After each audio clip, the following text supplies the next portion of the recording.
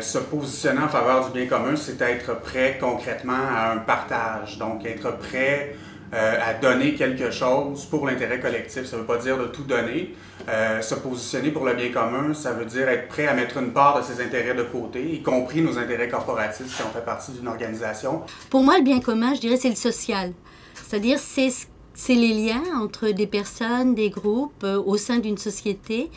Des liens, mais aussi des rapports sociaux qui sont rarement égalitaires. C'est aussi tout ce qui alimente ce social-là. Donc ça peut être aussi bien des mouvements sociaux que des politiques sociales. C'est un peu toutes les ressources humaines et matérielles qui peuvent ou qui doivent être mis au service de la communauté parce que ce qui est bénéfique pour les voisins, mes voisins, mon entourage, va être bénéfique aussi pour chaque individu personnellement. Bien, pour moi, le bien commun, ça fait référence à tout ce qui touche l'intérêt général des gens dans une communauté. Donc, si je dirais que dans la communauté, il y a plusieurs personnes, puis l'intérêt commun, c'est pas la somme de l'intérêt de chacune de ces personnes-là, mais bien l'intérêt qui touche l'ensemble de la communauté.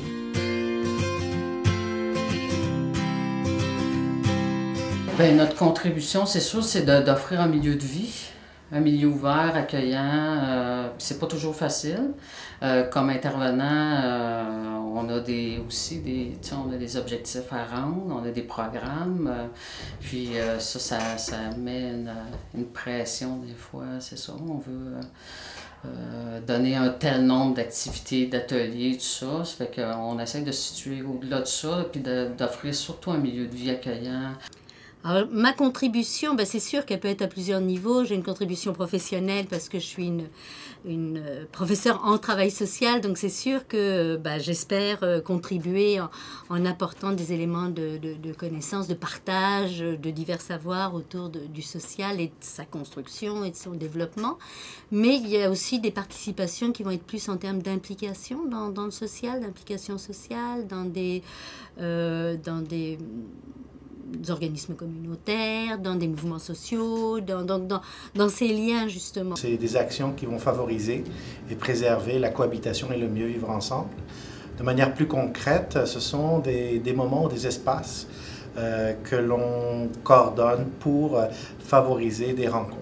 Alors, ne serait-ce que la semaine sherbrookoise des rencontres interculturelles, la semaine sherbrookoise des familles, la semaine d'action contre le racisme, sont tous de belles occasions pour favoriser ce vivre ensemble.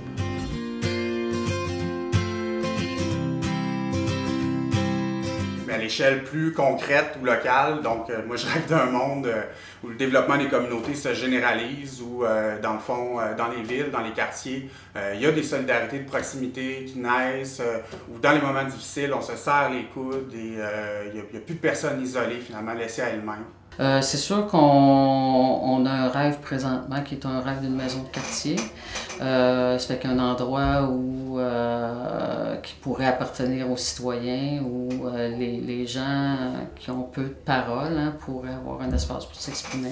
Moi, j'aimerais beaucoup que tout ce qui se passe sur les plans économiques, culturels, politiques, communautaires, se fasse dans une visée de rééquilibrer les inégalités sociales. Que les acteurs entrent dans des débats transparents et dans des argumentations transparentes, plus qu'ils ont des chances de venir à créer des manières d'être et de faire qui fassent qu'on en vienne plus à une plus forte cohésion et un vivre ensemble beaucoup plus fort et beaucoup meilleur, surtout pour toutes et tous. On s'est mis à faire un brainstorming hier sur un projet collectif qu'on pourrait faire, développer la ville autrement, que la ville contrôle un peu mieux pour pas que ce soit juste un promoteur qui veut faire de l'argent, mais qui ait tout un concept ça rend les propriétés accessibles. Fait que ça mais il y en a plein.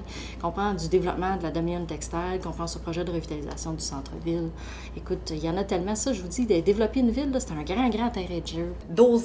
Oser réfléchir différemment, oser co-construire avec des personnes qui pensent différemment, ce qui nous amène des fois à sortir de notre zone de confort, mais qui, mon Dieu, donne des résultats drôlement intéressants.